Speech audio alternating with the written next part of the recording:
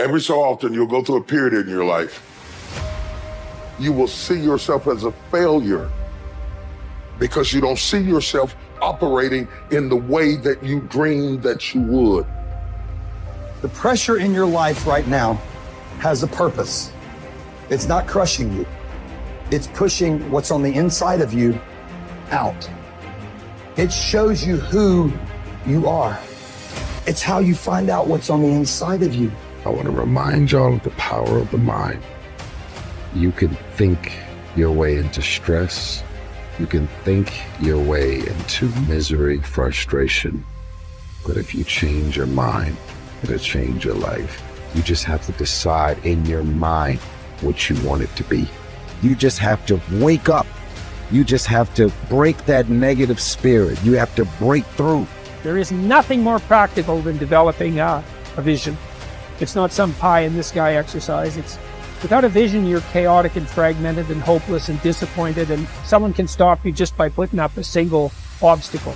You're a house divided amongst itself. You have no forward movement. You're not enthusiastic, and that's to be filled with the Spirit of God, by the way. And your life is a sequence of disappointments and frustrations and tragedies, and you're a leaf blowing in the wind. And that is not what you're called to be. That's not what you're called to be. You're called to be a visionary constructor of the paradise of vision. Really, that's who you are. Terrible as that is to apprehend, we already will lose everything we have to lose. Right? We're all in this game, man. So there's, whether you want it to be this way or not, you are betting everything on your life. You don't know what you've got until all hell breaks loose. You don't know what you can take until the pressure is applied to your life. You don't know what you can endure until people stab you in the back and walk away from you. You don't know how much courage you have until you've been under fire and under struggle and under tribulation. Just as nature takes every obstacle, every impediment, and works around it, turns it to its purposes, incorporates it into itself, so too, a rational being can turn each setback into raw material and use it to achieve its goal. You can make anything very tough for yourself, or you can do anything playfully. There is nothing really tough or easy. It is the way people experience it that something becomes very tough or something becomes a joyful process. If you make light of yourself, life will never sit heavy upon your heart.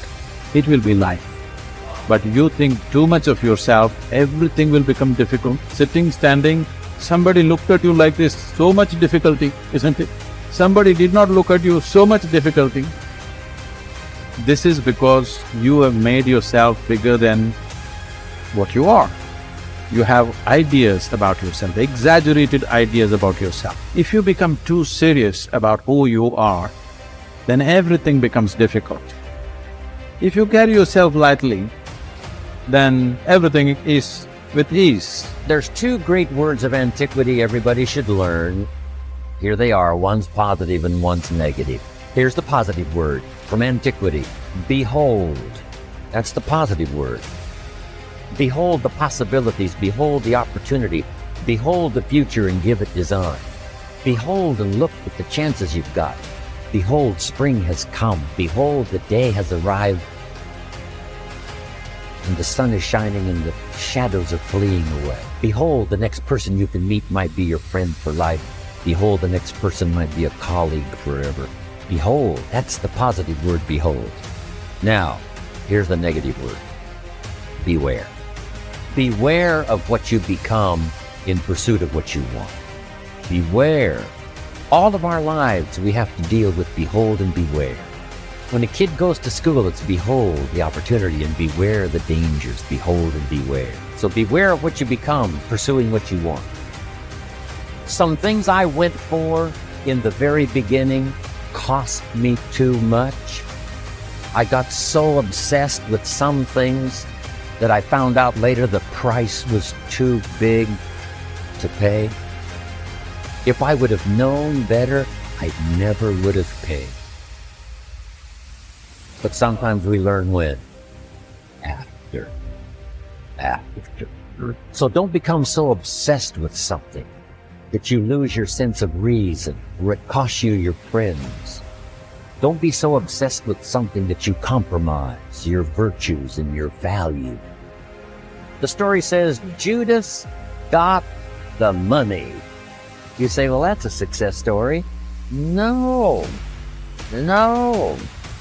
It's true, 30 pieces of silver was a sizable sum of money, but it was not a success story. His name was Judas. Doesn't that ring a bell? It makes all the difference in the world. Judas got the money. Here's something interesting about the story of Judas. After he got the money, he was unhappy. Someone says, well, if you had a fortune in your hand, why would you be unhappy? And here's the key. He was not unhappy with the money. He was unhappy with himself.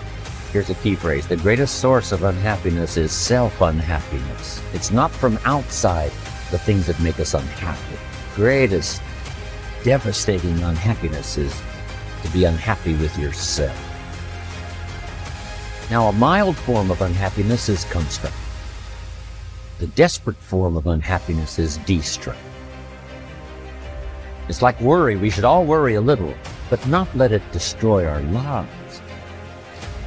So it's called caution, but not undue caution. It's called fear and worry, but not the worry that kills you, not the worry that destroys you. It's like hate. You don't need to hate your job. Save your hate for the important things like evil, like the weeds that attack your garden, like the diabolical ideas that try to entice your children. You don't need to hate everything. I hate this, I hate that. That's the misuse of your hate. Save it for the things we really must. How long are you going to wait before you demand the best for yourself and in no instance bypass the discriminations of reason? You have been given the principles that you ought to endorse, and you have endorsed them. What kind of teacher, then, are you still waiting for in order to refer your self-improvement to him?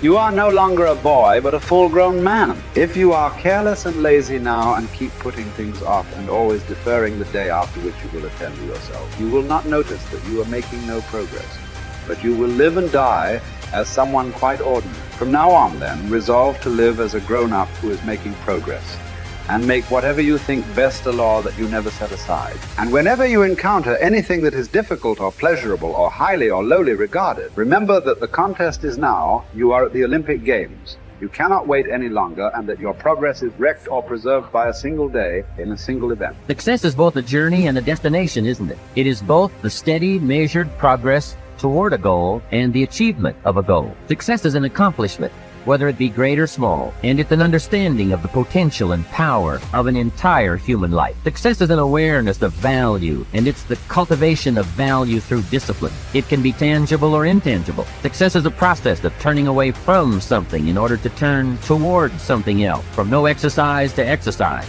from candy to fruit, from not investing to investing. Success is responding to an invitation to change, to grow, to develop, to become, to move up to a better place with a better vantage point. But most of all, success is making your life what you want it to be, considering all the possibilities, considering all the examples. What do you want for your life? That is the big question. Remember, success is not a set of standards from our culture, but rather a collection of personal values, clearly defined and ultimately achieved.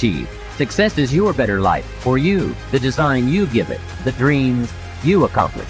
Making your life what you want it to be for you, that is success.